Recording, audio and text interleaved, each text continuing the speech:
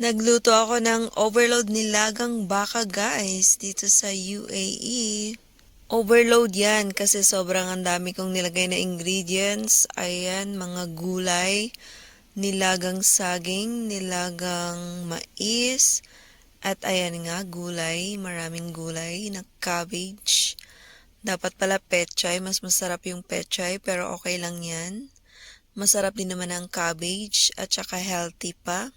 Brazilian beef nga pala yung ginamit ko dyan kasi yun yung halos kahawig ng lasa ng baka ng Pinas.